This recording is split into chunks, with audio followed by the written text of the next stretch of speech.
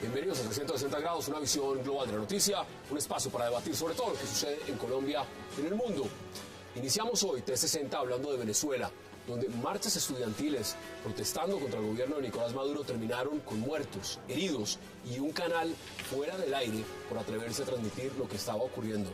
El canal internacional de noticias NTN 24 fue sacado del aire en toda Venezuela por orden del gobierno al cubrir cómo fue la respuesta violenta del gobierno venezolano a las marchas en su contra. ¿Qué ocurre en Venezuela y por qué el vecindario guarda silencio al respecto? También esta noche hablaremos de un partido político que tiene fuertes divisiones en su interior, enfrentamientos con otros, y hasta uno de sus líderes dice que está con ellos, pero luego se contradice. Hablamos de la Alianza Verde. El partido Alianza Verde está enfrentado entre quienes quieren que su candidato presidencial sea Enrique Peñalosa, o Camilo Romero, o el senador John Sudarsky. A esto se suman declaraciones de Antanas Mockus ofreciéndose como vicepresidente de Sudarsky, pero luego arrepintiéndose. ¿Qué pasa con los verdes? Lo debatiremos esta noche en 360. Y también, en nuestro tercer bloque, hablaremos de esa petición de la Procuraduría General de la Nación a la Corte Suprema de Justicia de absolver al exministro de Agricultura Andrés Felipe Arias de toda responsabilidad en las irregularidades presentadas en el programa de Agroingreso Seguro. Arias, a su vez, reitera que en su caso la Fiscalía lo acusó sin tener pruebas en su contra. ¿Qué pasará con este caso? Y sobre todo, ¿qué pasa con la Procuraduría que recibe críticas por el caso Petro y el caso Arias, pero ninguna felicitación con respecto a la destitución e inhabilidad del gobernador de La Guajira, Francisco Quico Gómez? Todo esto, debate hoy en 360, y no se muevan, que ya en segundos le damos la bienvenida a nuestros invitados.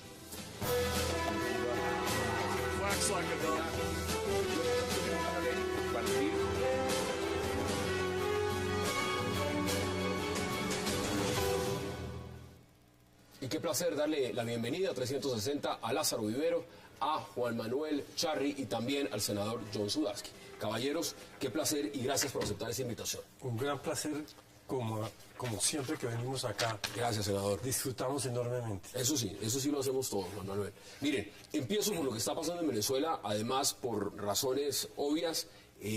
La crisis, las movilizaciones estudiantiles, estamos viendo imágenes ahí también.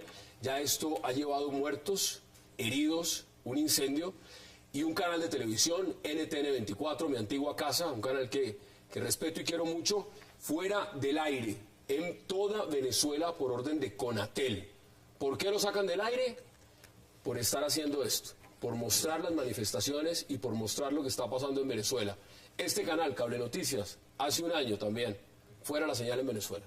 Lázaro, ¿cómo ve usted lo que está pasando? Pues buenas noches, Hassan, senador Sudarsky, Juan Manuel. La verdad es lamentable lo que está sucediendo tanto en Venezuela como en Colombia, digo yo. ¿Por qué? Porque nos han llevado a una polarización, tratando de vender unas ideas unos de un lado y otros de otras, y fíjese hasta dónde llevan los excesos.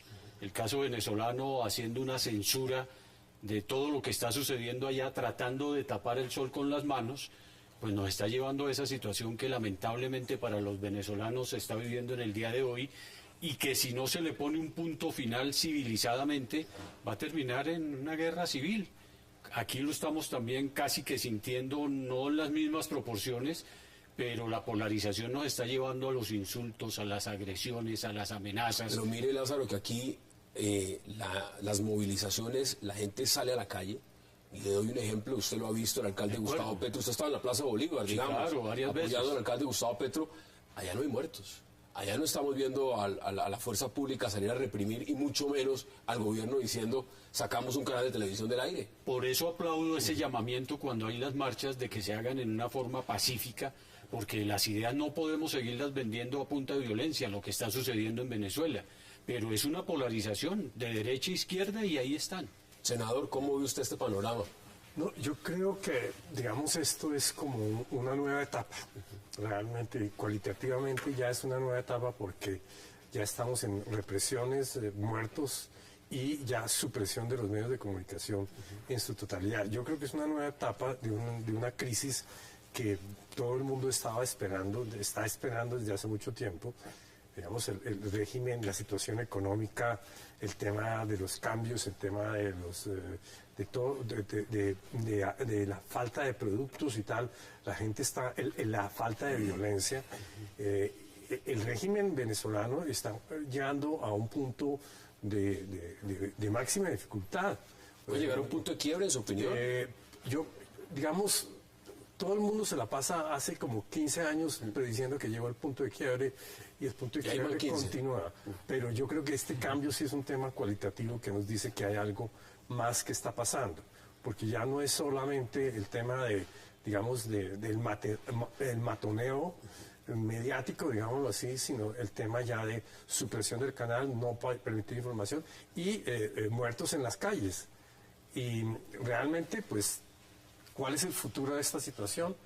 Y muy impredecible. Las cifras de violencia en Venezuela son impresionantes. El tema de Caracas, una de las ciudades más violentas del mundo, ni siquiera se compara con lo que está pasando en Bagdad o en Kabul. Eso es aberrante. Pero ahora estamos viendo que salen los estudiantes. Esto es la oposición en Venezuela. La oposición que está saliendo a marchar y ya les disparan, ya que hay muertos. ¿Qué hacemos entonces? Pues Hassan, es que estamos en lo que parecía un caudillismo electoral que se está desnudando como una pobre dictadura populista en un país con muchos recursos y está desabastecido en los productos básicos. Yo creo que el tema de las libertades es una lucha que hay que dar todos los días y lo que está ocurriendo allá es que las están empezando a limitar y a cercenar. Y esa es la primera manifestación de un gobierno autoritario. El tema de NTN24, que saquen la señal, es un canal que lo conozco desde adentro, hace unos cubrimientos de fondo de lo que pasa en Venezuela. Y que lo saquen del aire en ese momento, que le digan, mire, es que usted no puede entrar en ningún cable operador. Tiene una audiencia gigante en Venezuela, muy grande. La oposición en Venezuela ve el canal. Esto es represión. Claro, es autoritarismo y deberíamos protestar todas las sociedades civiles de Latinoamérica y del mundo. No debemos pasar agachados cuando empiezan los gobiernos a no dejarse criticar, que es el primer derecho que tenemos los ciudadanos. ¿Qué dice usted, senador? Porque ya esto es directamente contra la prensa. Es que ya no solamente es contra los ciudadanos, sino los medios de comunicación desde afuera, porque los de adentro los cerraron, los de la oposición. Ahora estos son medios que desde afuera están tratando de mostrar lo que la oposición venezolana hace, cómo los tratan y también los cierran. Hay un proceso de aislamiento en el cual, digamos, el régimen venezolano va impidiendo la interacción con Venezuela y va aislando para que no salga noticia, para que no entre noticia. El tema, por ejemplo, ahora de que las aerolíneas internacionales no están viajando porque no reciben los recursos para eso, y una decisión económica absolutamente consciente por parte del gobierno. Entonces está en un proceso de aislamiento, de impedir la interacción con el resto de la sociedad, con el resto del mundo y tal, y ese es el peor indicador de que algo muy terrible se viene y que no sabemos a dónde va a terminar. ¿Sabe una de las razones, Lázaro, por la cual era el interés tan grande de Venezuela retirarse de cualquier interacción o crítica de la OEA?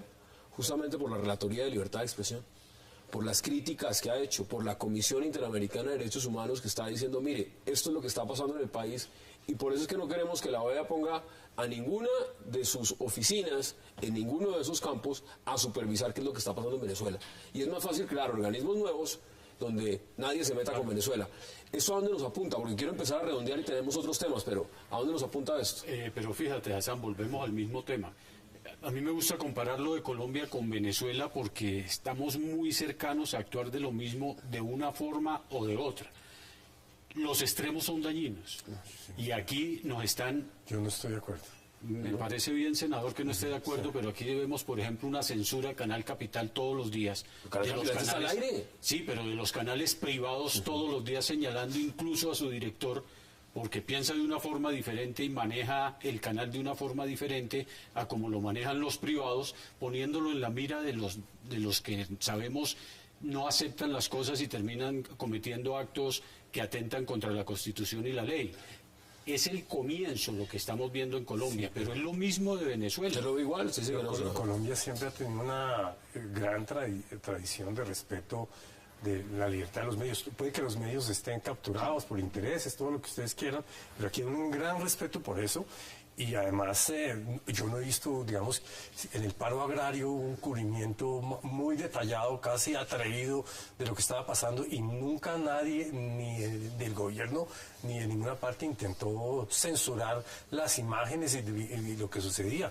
Yo no creo que aquí haya nada ni siquiera comparable. Es que han ido arrinconando los medios, haciéndoles vender, cerrar, comprar. No renueven las licencias. No les dan el plata para traer el papel para los periódicos. Entonces, es un extremo llevado al digamos, es que las cosas pueden tener similitudes, pero Colombia es muy distinto en ese sentido. Colombia está llena de muertos por imponer las ideas en este país. Y vemos cómo asesinaron a la UP más de 3.000 personas de la UP. Todo eso, entonces, sí. todo eso hace parte de lo mismo. Aquí lo que hacemos es tapar la realidad que estamos viviendo por unos intereses capitalistas. ¿Qué dice usted? Hombre, primero compararlo con el caso del Ecuador, con el caso de la Argentina, en donde hay serias limitaciones a la libertad de prensa. Allá hay una caracterización de los regímenes socialistas latinoamericanos que tiene que ser criticada y repudiada. No, el caso ecuatoriano que usted menciona muy bien, hasta ley de comunicaciones sacaron, expidieron, y claramente el presidente, si no le gustaba una publicación, el presidente Correa demanda al periodista y demanda al medio por 80, 90, 100 millones de dólares. Correcto, o sea que tenemos unos síntomas de abuso de los gobernantes frente a las libertades de prensa.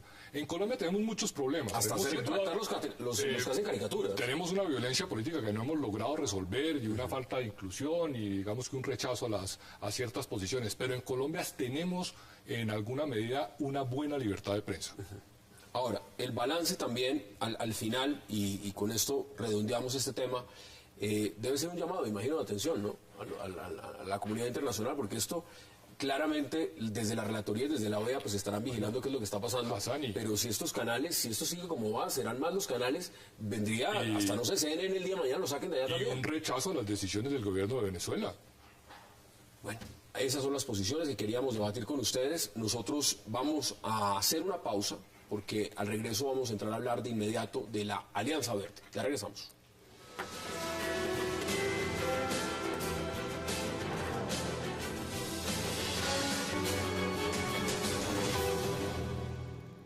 Si en aras de la paz toca ser el vicepresidente de este hombre, le jalamos. Pues mire, retos me ha puesto la vida. Si yo hubiera ganado las elecciones, hoy en día estaría gobernando. ¿Quién? Adivinen quién. Bueno, 1, 2 y 3. Vamos todos por la paz. Regresamos a 360, qué gusto darle la bienvenida a Paloma Valencia. Paloma, gracias por aceptar la invitación. Muchísimas gracias por la invitación. Bueno, senador, ¿qué pasa con la Alianza Verde? Ahí estábamos viendo a Antanas Mockus, uno de los fundadores del Partido Verde, que ahora está fusionado y forma parte de la Alianza Verde. Primero dijo que quería vicepresidencia, ahora dice que no. ¿Cómo es eso? ¿O fue malinterpretado? A ver, veamos una cosa. Primero que todo, Antanas está respaldando mi candidatura del Verde dentro de las opciones que se dan para la consulta del 9 de marzo para elegir candidato a la presidencia. Me respalda irrestrictamente y está, digamos, y llegaría, como dice él, si fuera necesario por la paz, a hacer mi fórmula para la vicepresidencia. Ahora bien, después de hacer ese pronunciamiento, registra que efectivamente pues él tiene algunas objeciones sobre la gobernabilidad interna del Partido Verde, de la Alianza Verde. Eso escribió en Twitter, sí. Ahí lo estamos leyendo, lo están viendo los televidentes. Exacto. Y que además requiere la aprobación del Partido Verde o de la Alianza Verde en el momento de esa definición. Entonces él dijo, bueno, yo, si es necesario y si se puede, y si las circunstancias lo presentan, Pero solo usted. Yo iría hasta, claro. Solo usted. Claro, porque estamos en la línea verde, que es la línea del no todo vale, la vida sagrada, de todo lo que fue la ola verde.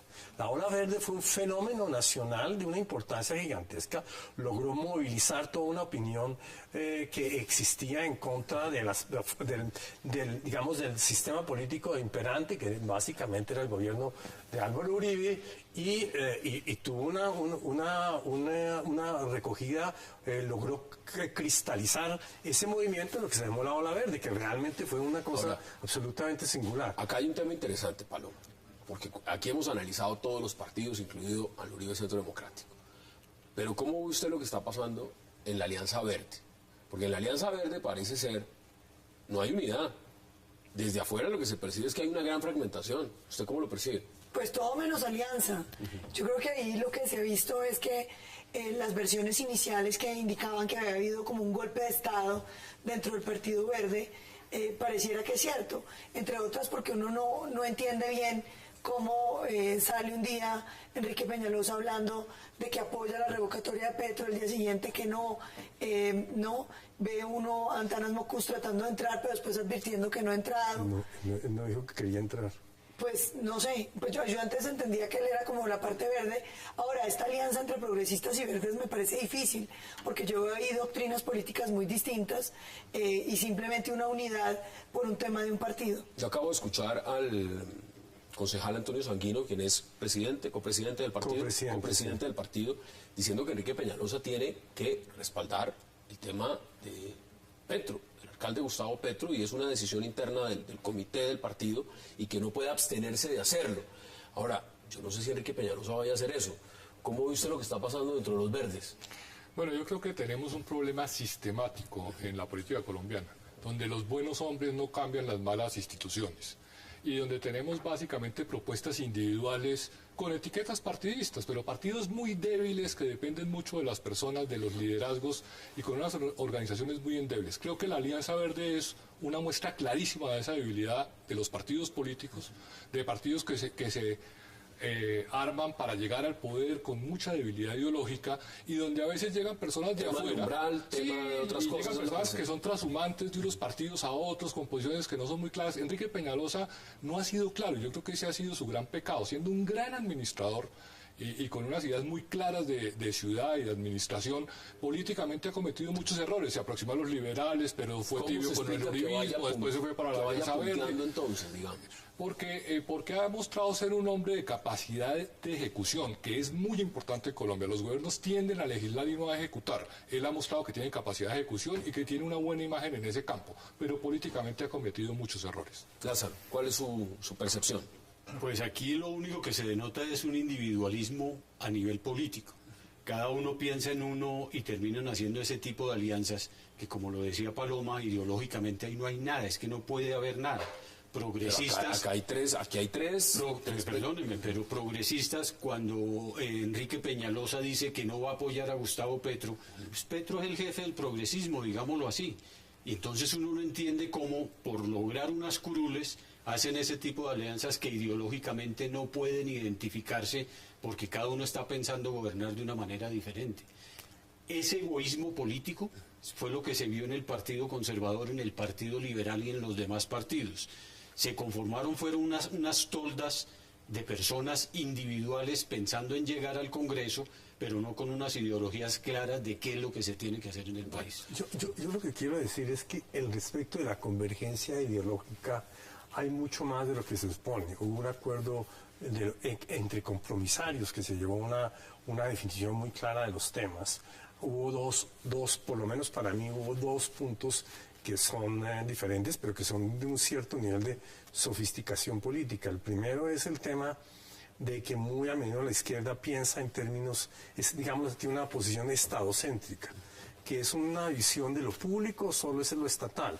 Y es un tema, digamos, que es prácticamente de la izquierda, de la extralinista. Pues, eso lo separa usted, digamos, usted ha dicho en entrevista. Pero estamos en una discusión interna y, por ejemplo, en la última Dirección Nacional o la penúltima tuvimos un debate muy interesante y un aprendizaje mutuo.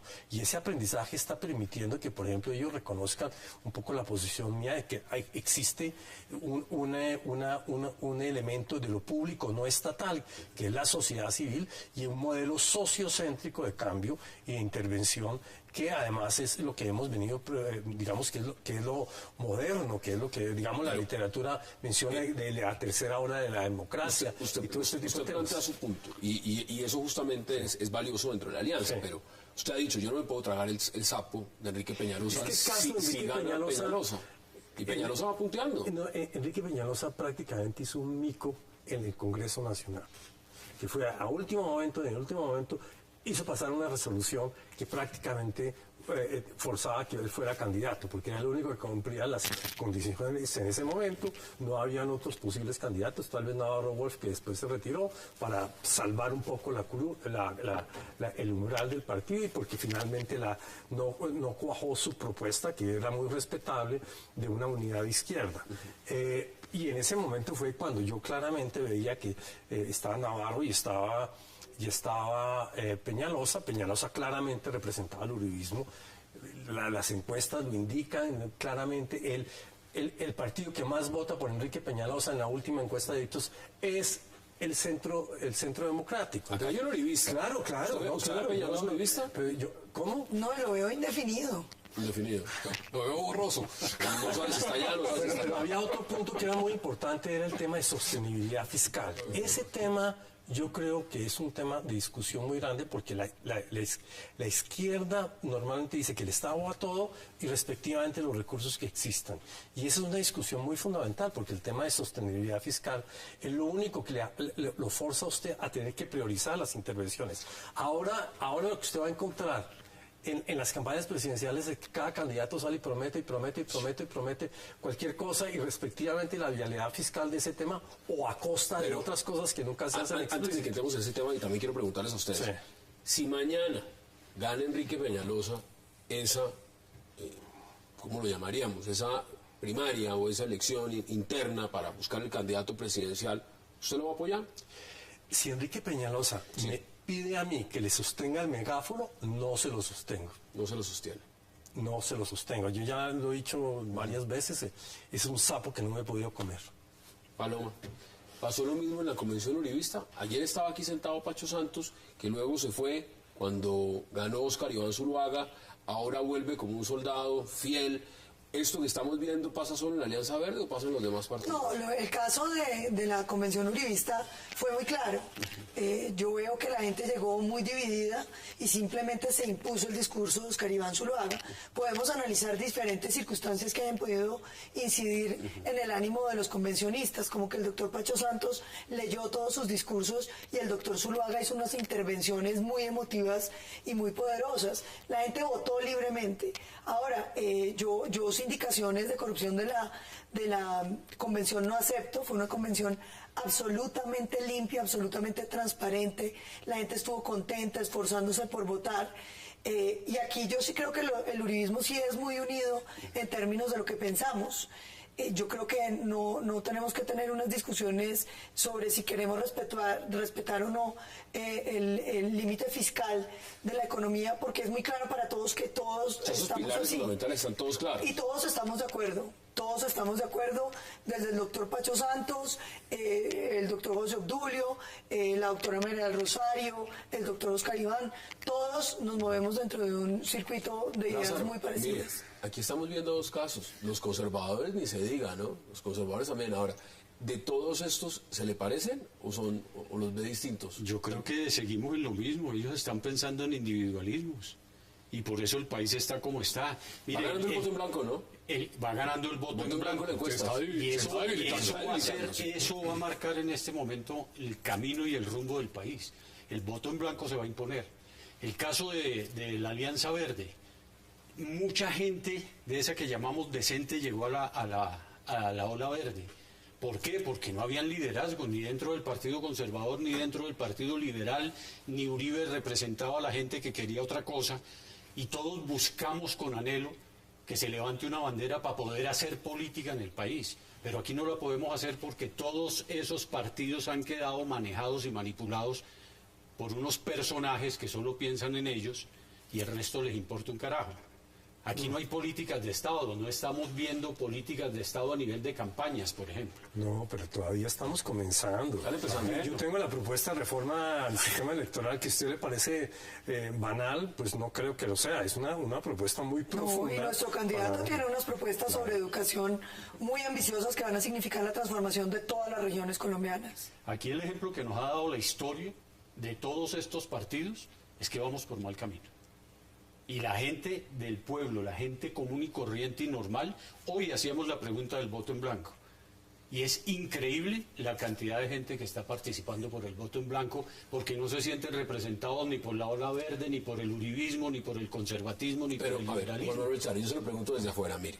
Uno escucha... Pero es relativo, porque el 61% quiere votar por Uribe. Lo que pasa es que las trampas del Consejo Nacional Electoral escondieron al presidente Uribe. No, yo de eso de trampas, pues ni hablemos de eso, porque entramos en una discusión que no vale ni la pena hacer. No, pero aquí estamos para debatir. Más trampas que las que vimos en los 8 años de Uribe, perdónenme. Y la gente ¿cuáles? No, como cuáles no, yo sé que es Mire, yo estuve en la Comisión Sexta y el tema todo el tema de contratación de las vías y todo lo demás fue realmente escandaloso. Exacto. Un proyecto una serie de concesiones que iban a costar 13 billones, llevan en 25 y todavía no han terminado. Y esa bolsa, esa nube que lograron crear alrededor de que Uribe todo era perfecto y tal, se desbarató rápidamente y todo el mundo lo reconoce hoy en día que, digamos, el acabar las superintendencias, fue una situación donde el neoliberalismo hablaba de regulación y que el Estado llegara hasta donde podía. Y lo que hizo el gobierno de Uribe fue acabar con la regulación. Senador, acabó con la regulación No, de todas las yo instituciones. tengo una visión distinta, senador Sudaski, con todo respeto. Lo que hizo el gobierno de Uribe fue mostrar que el Estado sí podía hacer algo. Colombia venía de unos estados totalmente incapaces, donde nunca se ejecutaba nada, donde los colombianos habían tenido un estatus distinto según si vivían en Bogotá y en las regiones colombianas. Y lo que hizo el gobierno de Uribe fue devolverle legitimidad al aparato estatal, porque se mostró efectividad, se mostró que había atención sobre la provincia, se le abrió el diálogo a las regiones colombianas, los alcaldes volvieron a cobrar importancia, los gobernadores, la gente se sintió incluida. El gobierno de Uribe lo que es una gran revolución en la manera como se hace política en Colombia. Mire, Juan Manuel, esto que estamos viendo, esto pasa en todos los partidos. Pacho Santos llegó, por ejemplo, diciendo que le gustaba Marta Lucía. En la convención conservadora, unos están con el presidente Santos, otros eligieron a Marta Lucía Ramírez. Si uno ve el tema clave, por ejemplo, de lo que está significando los verdes, aquí está el senador Sudaski, pero dice, yo con Peñalosa es un sapo que no me puedo tragar. Entonces, ¿por qué es uribista? Porque si no fuera uribista... Pero, yo diría que no es uribista. Mira, él acabó con la ola verde cuando aceptó que por un Twitter Uribe lo llamó y le dijo, venga para acá, y él llegó, y ahí se acabó el Partido Verde, sostuvo el megáfono, y todos los colombianos que habían buscado una alternativa dijeron, pero este señor que está, y por ese acto de torpeza política, acabó con una alcaldía que ya estaba elegido, tenía el 33% de preferencia de voto. La elección pasada, donde la elección cuando Gustavo Petro, por una pura torpeza política. Bueno, tengo que ir a la pausa y le doy la palabra porque Pero no yo le digo al revés, yo le digo que los que no votamos por Peñalosa fuimos los uribistas. Vamos a la pausa.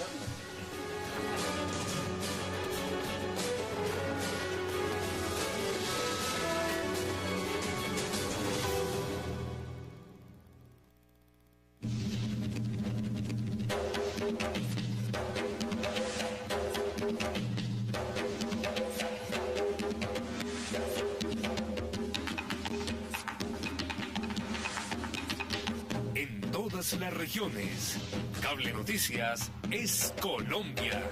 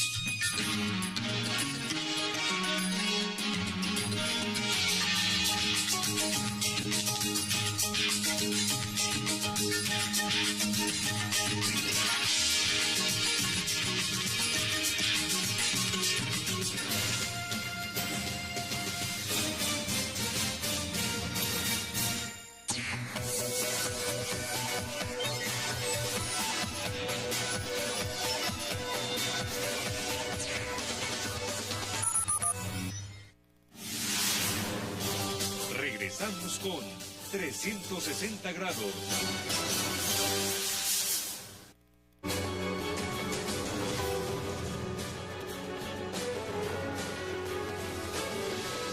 Regresamos 360. Ahora sí, le doy la palabra a Juan Manuel Santos. Gracias, Hassan. Yo creo que me reafirmo en el diagnóstico en el sentido de que es un problema sistemático, un sistema que permite individualismos, que permite polarizaciones, que permite la exaltación de emociones tropicales que se llevan al extremo y una política personalista de muy baja calidad. Lo que hay es que fortalecer los partidos y llevar a un sistema distinto. El presidencialismo es parte de la mala política que nosotros tenemos. Ojalá tuviéramos un régimen parlamentario. Régimen parlamentario, habla Yamil. Aquí deberíamos acabar con esos ismos. Sí, porque los individualismos es los que nos está matando. Aquí hay es que pensar en políticas de Estado, pensando en la gente y no en cada una de las personas.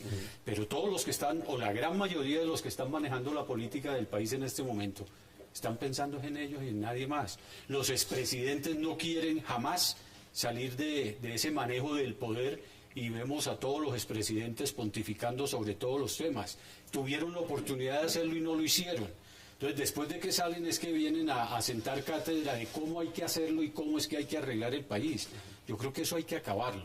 Mira, aquí viene una gran generación de gente muy joven que viene empujando y está cansado de ver lo mismo en todos los partidos en este momento del país. Por eso hablaba de la Alianza Verde. Fue una ilusión que se llegó en ese momento de orfandad de líderes políticos. Los líderes políticos que propusieron cosas grandes en este país los asesinaron. Los ve igual. Usted la Alianza Verde y o sea, aquí no hay ideología, aquí todo el mundo tira para su lado para ver qué pedacito del poder se reparten y lo manejan. Sí, yo siempre que llegamos a esta discusión, creo que en este programa lo hemos hecho como unas 15 veces.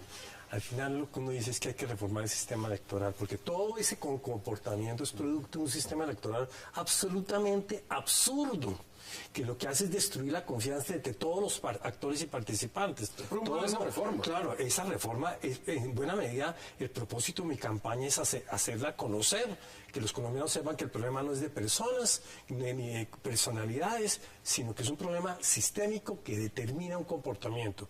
Y sobre el tema si es parlamentario o presidencial, no es necesariamente el problema. El problema lo tiene usted, la diferencia entre Estados Unidos e Inglaterra, uno es presidencial, otro es parlamentario, y el tema fundamental que diferencia estos regímenes de los nuestros es que los ciudadanos saben quién es su representante y a quién pueden llamar a cuentas. Es así de sencillo. Un sistema representativo donde uno no sabe quién es su representante y no lo puede llamar a cuentas es un sistema absurdo.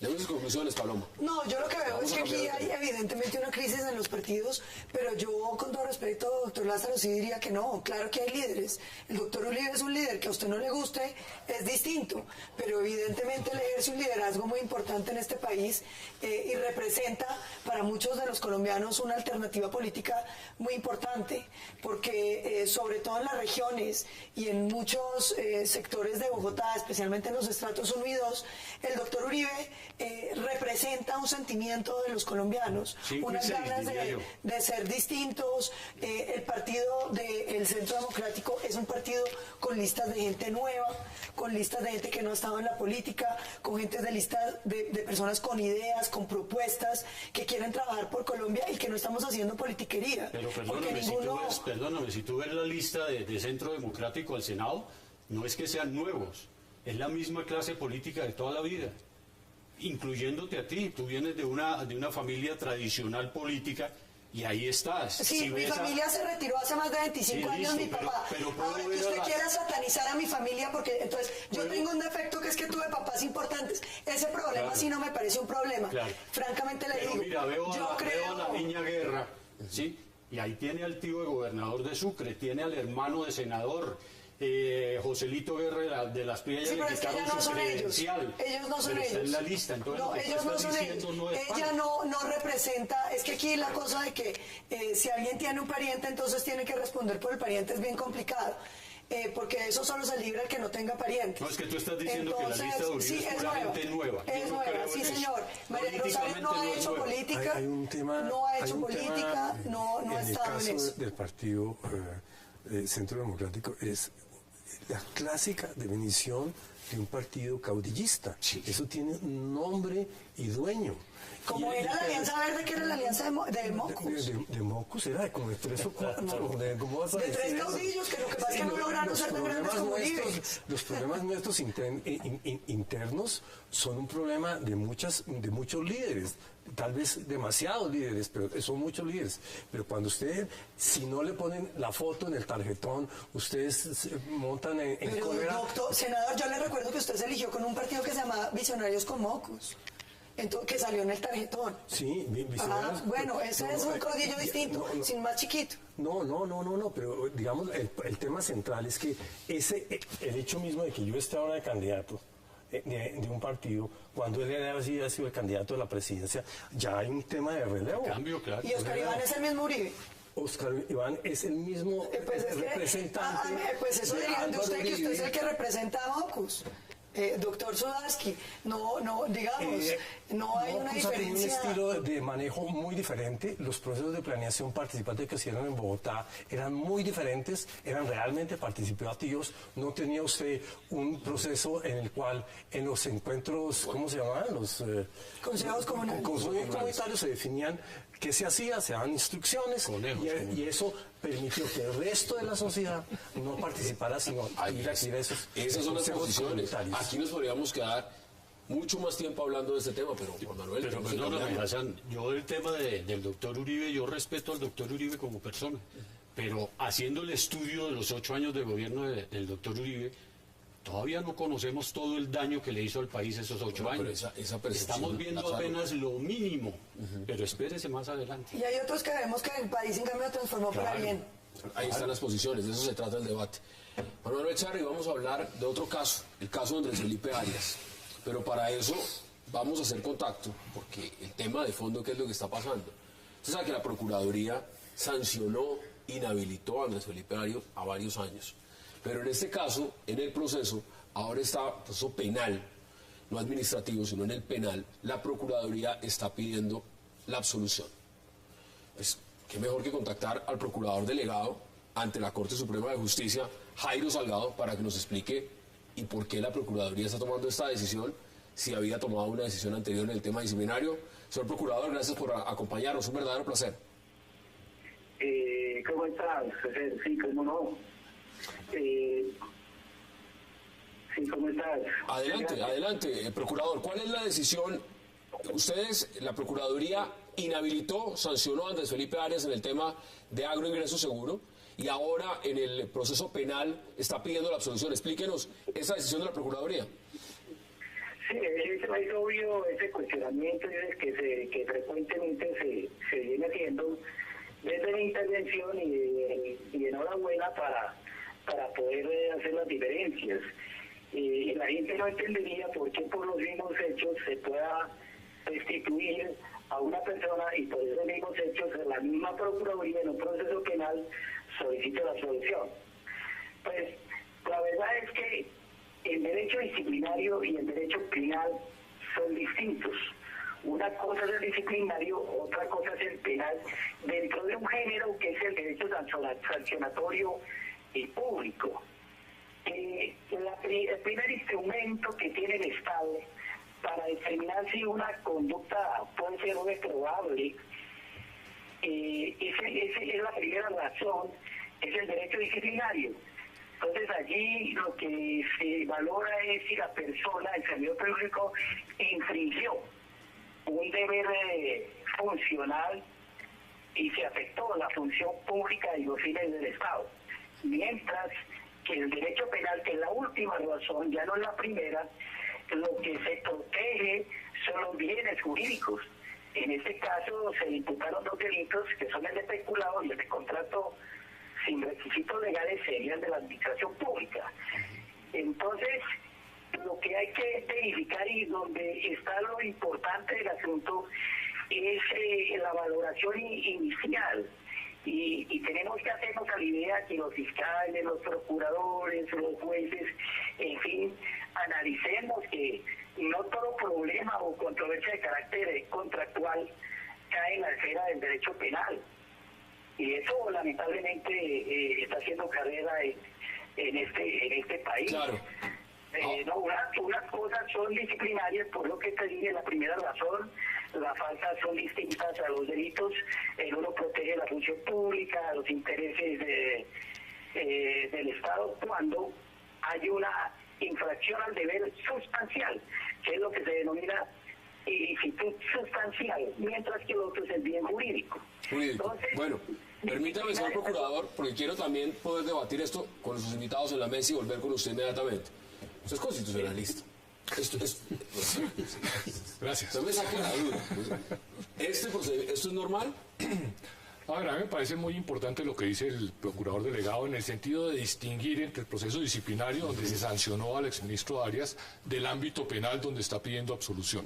Yo no conozco en detalle el procedimiento, pero me parece que la justicia se ha ensañado con el exministro Arias y en parte por una politización de la justicia, donde acá buena parte de los debates terminan en los estados judiciales y hay presiones políticas para neutralizar a los enemigos del debate político. Yo creo que eso es totalmente repudiable.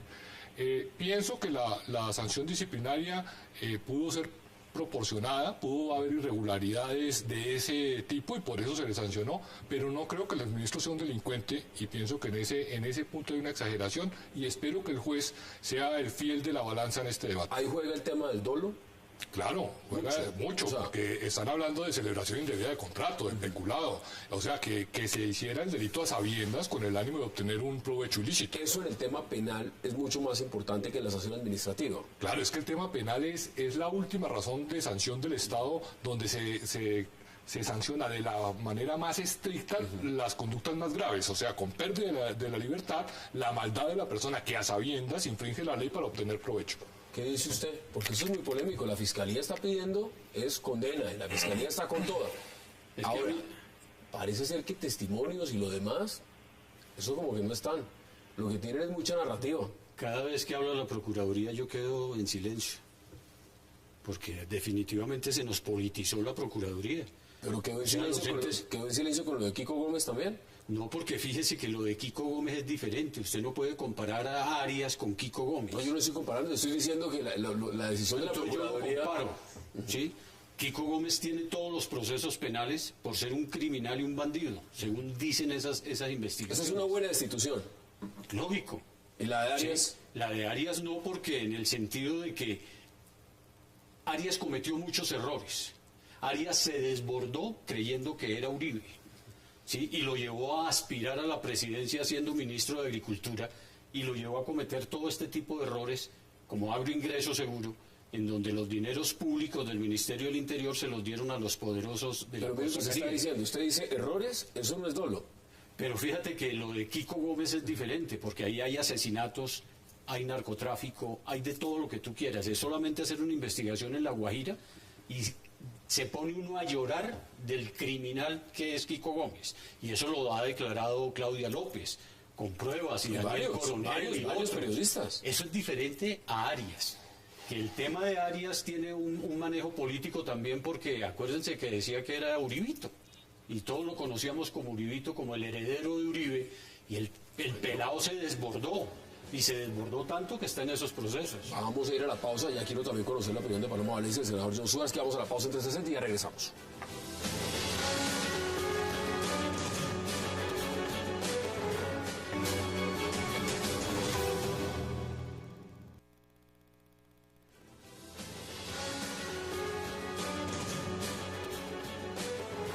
Regresamos a 360 y estamos hablando, por supuesto, de la decisión de la Procuraduría de pedir la absolución en el caso de Andrés Felipe Arias en la Corte Suprema de Justicia. Paloma, ¿cuál es su opinión? Evidentemente el doctor Andrés Felipe es inocente. Quiero decir varias cosas. La primera, el doctor Andrés Felipe lo acusan de haber hecho un peculado en favor de terceros. El tercero es el IICA, es decir, la OEA. Como quien dice que el doctor Andrés Felipe robó la plata para que se la robara la OEA. Cuando los beneficiarios son 26.000 familias, todas entre pequeñas y grandes. El 99% de los recursos se fueron para medianos y pequeños. Solamente el 1% estaba destinado a productores grandes. De esos 29.000 beneficiarios, solamente 8 familias, Hassan, hicieron fraude, que partieron los 8 predios en 33, que fueron denunciados por el ministerio, que fueron perseguidos y que los terminaron absolviendo y dándoles detenciones pues que no valían la pena cuando debieron haber tenido sanciones ejemplarizantes. Lo segundo, el tema de la politización en contra del exministro es evidente. Es que a él le tocó una fiscal que hoy en día es candidata de un partido para ser congresista de Colombia. Yo creo que ahí estamos viendo lo que está pasando, y es que las posiciones de la justicia se están tomando para apalancar carreras políticas, como en el caso de Vivian Morales, que en su discurso de despedida del cargo hizo un discurso en contra de Andrés Felipe Arias. Dijo, le cumplía al país. Sí, Andrés Felipe Arias, o sea, eso era. Y para salir a lanzarse a la política, ¿no? Ahí yo creo que los televidentes entenderán. Y lo tercero que quisiera decir es que yo creo que se está criminalizando una política que entre otras es desfigurada, porque dicen que es que el Progreso de Agroingreso Seguro solo le entregó a los grandes propietarios. Eso no es cierto. 26.000 propietarios entre medianos y pequeños recibieron el subsidio y solo el 1% eran grandes. Pero suponga usted, Hassan, que todos hubieran sido grandes. Eso no es un delito. Eso es una política pública. La tuvo el presidente Reagan en los Estados Unidos cuando le rebajaban los impuestos a quienes tuvieran más de $1 millón. No, los republicanos lo viven pidiendo todo el tiempo, justamente el enfrentamiento con los demócratas es ese, que le quieran beneficio a los pero decir que eso es criminal, como lo dijo hoy el representante del ministerio en la audiencia, yo creo que muestra que el tema no es un tema jurídico, no es un tema penal, es un tema de una persecución política. Senador. Mira, aquí estamos discutiendo si Andrés Felipe hizo dolo o no hizo dolo y si fue un tema penal. Y el tema fundamental es que ninguno de nosotros tiene acceso al ¿cómo se llama? El expediente. El expediente. Yo creo que lo que tenemos que hacer es esperar la decisión de la magistrada González, que va a tomar y que está revisando las pruebas y se va a pronunciar sobre eso. Tal vez lo absurdo en cierta medida es que tengamos que hacer el debate, que hemos llegado a este punto donde a punta de debate queremos definir quién tiene la razón o no. Yo creo que en este caso uno podría mirar los argumentos de cada cual. Yo me inclinaría mucho a pensar que sí hubo dolo, pero digamos es una opinión... Eso lo decía la Corte Suprema. Exacto, es una opinión como lanzada, digamos, no de manera sustanciada, porque finalmente la substanciación del tema está en manos de la Fiscalía, de la Procuraduría, del delegado del Ministerio de Agricultura, y espero que la magistrada tome la decisión en justicia y aclaremos este tema y dejemos de echarnos... Claro. Ya le voy a dar la palabra a Lázaro, porque quiero volver también con el señor Procurador Salgado. Señor Procurador, en este caso, en esta etapa, ¿qué paso sigue para la Procuraduría en el proceso, después de que ustedes ya piden la absolución?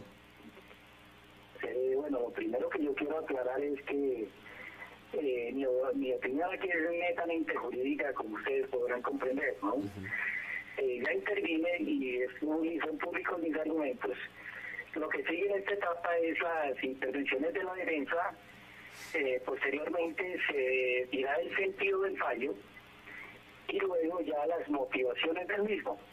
Es decir, como lo dijo claramente y de manera muy jurídica, mi antecesor, allá se determinará si hubo dolo, si no hubo dolo, si el tema era más de trascendencia disciplinaria que penal, en fin, allá la sala penal en su sabiduría.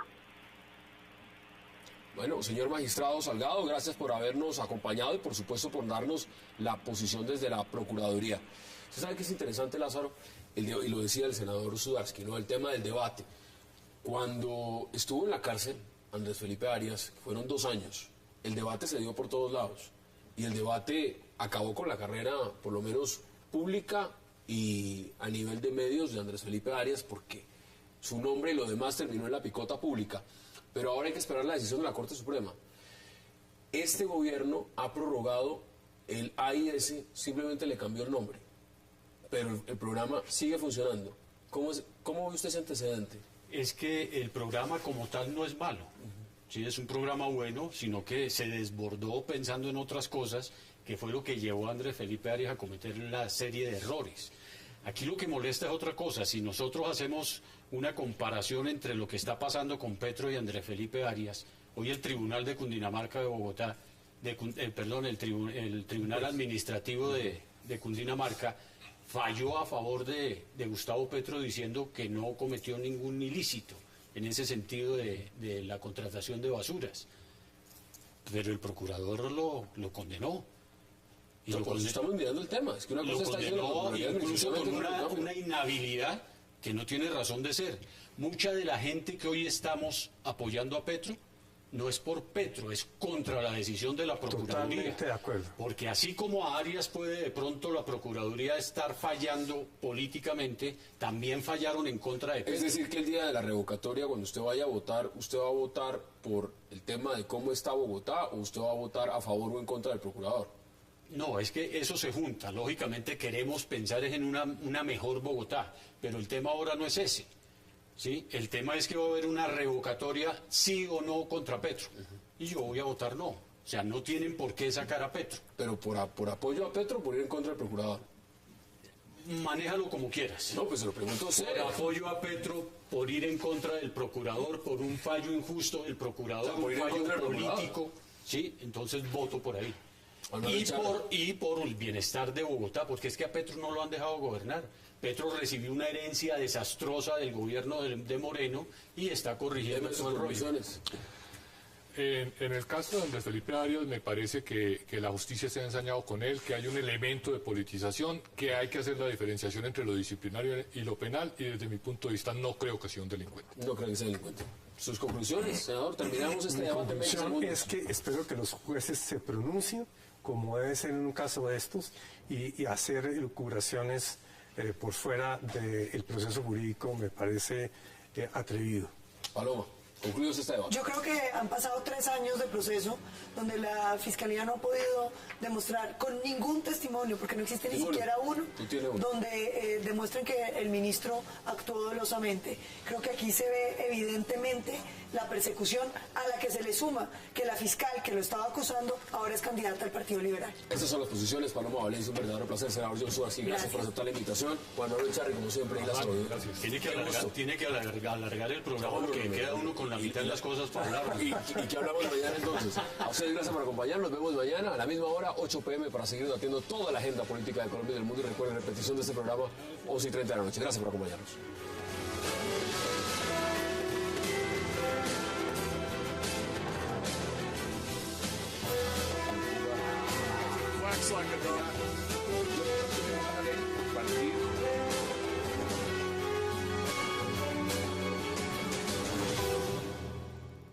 Efectivamente ya es una nueva etapa porque ya estamos en represiones, muertos y ya supresión de los medios de comunicación en su totalidad. Yo creo que es una nueva etapa de una crisis que todo el mundo está esperando desde hace mucho tiempo. Digamos, el régimen, la situación económica, el tema de los cambios, el tema de los de la falta de productos y tal, la gente está, la falta de violencia. El régimen venezolano está llegando a un punto de máxima dificultad. ¿Puede llegar a un punto de quiebre, en su opinión? Digamos, todo el mundo se la pasa hace como 15 años prediciendo que llegó al punto de quiebre y el punto de quiebre continúa. Pero yo creo que este cambio sí es un tema cualitativo que nos dice que hay algo más que está pasando. Porque ya no es solamente el tema del matoneo mediático, digámoslo así, sino el tema ya de supresión del canal, no permitir información y muertos en las calles. Y realmente, pues, ¿cuál es el futuro de esta situación? Y muy impredecible. Las cifras de violencia en Venezuela son impresionantes. El tema de Caracas, una de las ciudades más violentas del mundo, ni siquiera se compara con lo que está pasando en Bagdad o en Kabul. Eso es aberrante. Pero ahora estamos viendo que salen los estudiantes. Esto es la oposición en Venezuela. La oposición que está saliendo a marchar y ya les disparan, ya que hay muertos.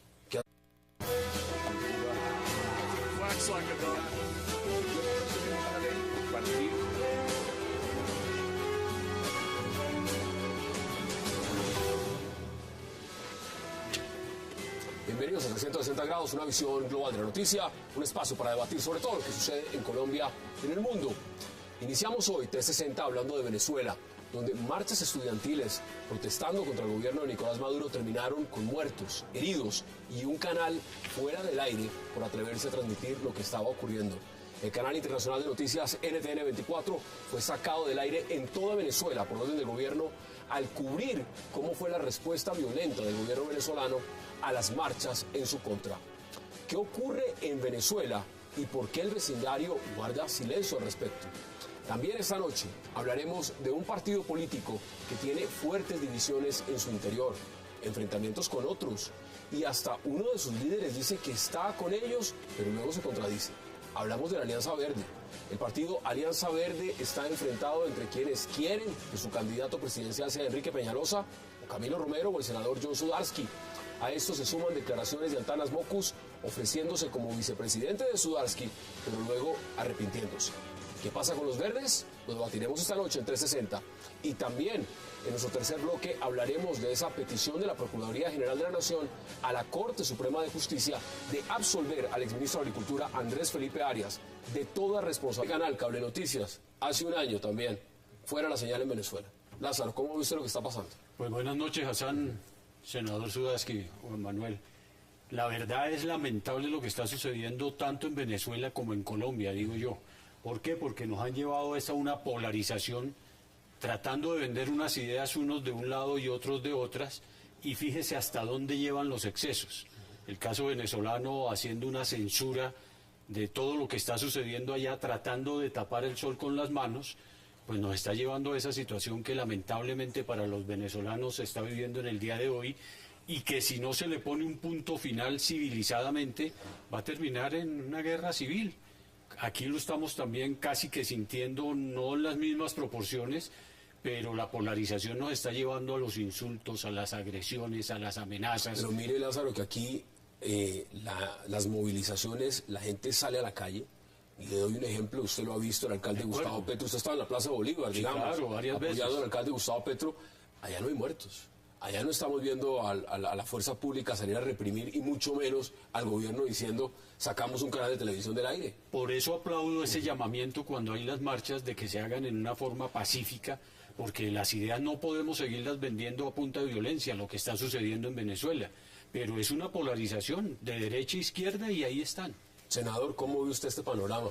No, yo creo que, digamos, esto es como una nueva etapa, realmente cualitativa. En las irregularidades presentadas en el programa de Agroingreso Seguro. Arias, a su vez, reitera que en su caso la Fiscalía lo acusó sin tener pruebas en su contra. ¿Qué pasará con este caso? Y sobre todo, ¿qué pasa con la Procuraduría, que recibe críticas por el caso Petro y el caso Arias, pero ninguna felicitación con respecto a la destitución e inhabilidad del gobernador de La Guajira, Francisco Quico Gómez?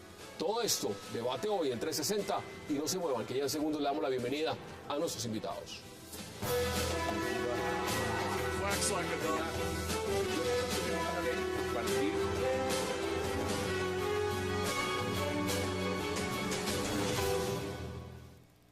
Y qué placer darle la bienvenida a 360 a Lázaro Vivero, a Juan Manuel Charri y también al senador John Sudarsky. Caballeros, qué placer y gracias por aceptar esta invitación. Un gran placer, como siempre que venimos acá. Gracias, senador. Disfrutamos enormemente. Eso sí lo hacemos todos, Juan Manuel. Miren, empiezo por lo que está pasando en Venezuela, además por razones obvias. La crisis, las movilizaciones estudiantiles, estamos viendo imágenes ahí también. Ya esto ha llevado muertos, heridos, un incendio y un canal de televisión, NTN 24, mi antigua casa, un canal que respeto y quiero mucho, fuera del aire en toda Venezuela por orden de Conatel. ¿Por qué lo sacan del aire? Por estar haciendo esto, por mostrar las manifestaciones y por mostrar lo que está pasando en Venezuela. ¿Qué hacemos entonces? Pues Hassan, es que estamos en lo que parecía un caudillismo electoral que se está desnudando como una pobre dictadura populista en un país con muchos recursos y está desabastecido en los productos básicos. Yo creo que el tema de las libertades es una lucha que hay que dar todos los días, y lo que está ocurriendo allá es que las están empezando a limitar y a cercenar, y esa es la primera manifestación de un gobierno autoritario.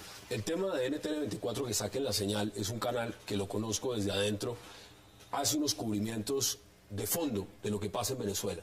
y que lo saquen del aire en ese momento, que le digan, mire, es que usted no puede entrar en ningún cable operador. Tiene una audiencia gigante en Venezuela, muy grande. La oposición en Venezuela ve el canal.